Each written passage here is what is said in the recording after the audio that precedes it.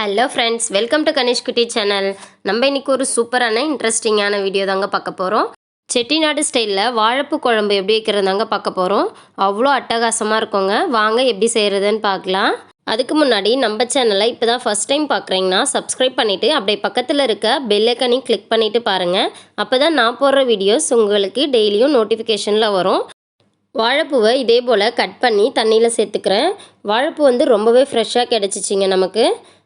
Already நான் வாழைப்பூவை நல்லா clean பண்ணி வச்சுருக்கேன். இப்போ வாஷ் பண்ணி எடுத்துக்கலாம். வாழைப்பூவை எப்படி க்ளீன் பண்ணுறதுன்னு வீடியோ போட்டிருக்கேன். தேவைப்பட்டிங்கன்னா டிஸ்கிரிப்ஷனில் செக் பண்ணி பார்த்துக்கோங்க, லிங்க் கொடுக்குறேன்.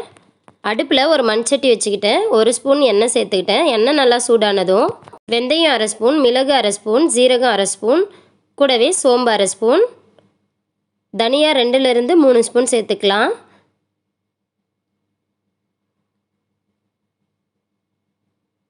கூடவே கடலப்பருப்பு 1/2 ஸ்பூன், கசகசா 1/2 ஸ்பூன், காஷ்மீரி சில்லி ஒரு 7-8 சேர்த்துக்கிட்டேன். சேர்த்துட்டு நல்லா வறுத்து விட்டுக்கலாம். கேஸை லோ ஃப்ளேமில் வச்சுட்டு நல்லா வறுத்து விட்டுக்கலாம். இந்த மாதிரி செய்கிறப்ப நல்லா வாசனையாக நான்வெஜ் டேஸ்ட்டில் சூப்பராக இருக்குங்க குழம்பு. கூடவே நார்மல் காஞ்ச மிளகாவை 4-5 சேர்த்துக்கிட்டேன் காரத்துக்காக. 10 கருவேப்பிலை இலையும் போட்டு நல்லா வறுத்து விட்டுக்கலாம். நல்லா வாசனையாக இருக்கும்.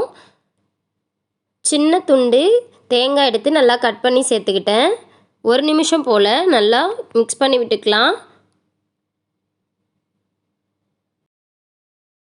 1 நிமிஷம் கழித்து ஒரு வெங்காயத்தை நல்லா க்ளீன் பண்ணிவிட்டு வாஷ் பண்ணிவிட்டு கட் பண்ணி வச்சுருக்கேன் பெருசு பெருசாக. அதையும் சேர்த்து நல்லா மிக்ஸ் பண்ணி விட்டுக்கலாம். வெங்காயம் லைட்டாக வதங்கினதும் 2 தக்காளியை நல்லா வாஷ் பண்ணிவிட்டு கட் பண்ணி சேர்த்து அதையும் வதக்கிக்கிறேன். கூடவே குழம்புக்கு தேவையான உப்பையும் சேர்த்து நல்லா வதக்கிக்கலாம்.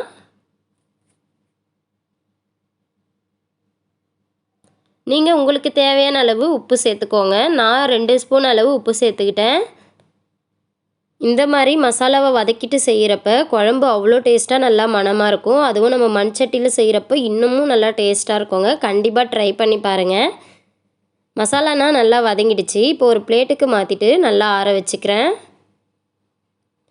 ஆறட்டும். அதுக்குள்ளே நம்ம குழம்பை தாளிச்சிக்கலாம். அதே மண்சட்டியிலே தேவையான அளவு நல்லெண்ணெய் ஊற்றிக்கிட்டேன். எண்ணெய் நல்லா காஞ்சதும் தேவையான அளவு வெந்தயம் 1/2 ஸ்பூன் சேர்த்துக்கிட்டேன். கூடவே ஜீரகமும் 1/2 ஸ்பூன் சேர்த்துக்கிட்டேன். கடுகு 1/2 ஸ்பூன் சேர்த்து நல்லா பொரிஞ்சதும் கூடவே 2 பச்சை மிளகாய் சேர்த்துக்கிட்டேன். 1 பூண்டு நல்லா தோல் எடுத்துட்டு அதையும் சேர்த்துக்கிட்டேன். 1 வெங்காயம் சின்ன சின்னதாக கட் பண்ணி அதையும் சேர்த்து நல்லா வதக்கி விட்டுக்கலாம். கூடவே தேவையான அளவு கருவேப்பிலையும் சேர்த்து நல்லா வதக்கி விட்டுக்கலாம்.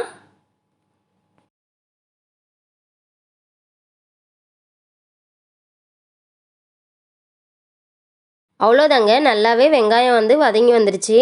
இப்போ நம்ம வாஷ் பண்ணி க்ளீன் பண்ணி வச்சுருக்க வாழைப்பூவை அதில் சேர்த்துடலாம்.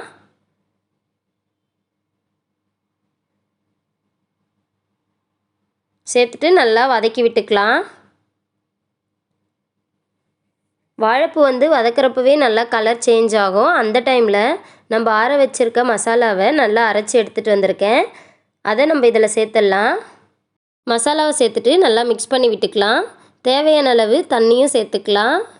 1/2 லிட்டர் தண்ணி போல் சேர்த்துக்கிட்டேன். சேர்த்துட்டு கூடவே பெருங்காயத்தூள், தேவையான அளவு மஞ்சள் தூள், நெல்லிக்காய் சைஸில் புளி எடுத்து அதோட தண்ணியை மட்டும் சேர்த்துக்கலாம். அவ்வளோதாங்க, நல்லா மிக்ஸ் பண்ணிவிட்டு ஒரு மூடி போட்டு 10 நிமிஷம் போல் நல்லா கொதி வரட்டும். அதுக்கப்புறம் ஓப்பன் பண்ணி பார்க்கலாம். 10 நிமிஷம் ஆயிடுச்சு. நல்லா கமகமன்னு சூப்பரான வாசனையில் செட்டிநாடு வாழைப்பூ குழம்பு ரெடி ஆகிடுச்சிங்க. கண்டிப்பாக நீங்களும் உங்கள் வீட்டில் இதே போலையே செஞ்சு பார்த்துட்டு எப்படி இருந்ததுன்னு சொல்லுங்கள். ரொம்பவே சூப்பராக அட்டகாசமாக இருக்கும். தோசைக்கு இட்லிக்குனா இன்னுமே சூப்பராக இருக்குங்க. கண்டிப்பாக ட்ரை பண்ணி பாருங்கள். இந்த வீடியோ பிடிச்சிருந்தா சப்ஸ்கிரைப் பண்ணிக்கோங்க. தேங்க்யூ ஃபார் வாட்சிங்.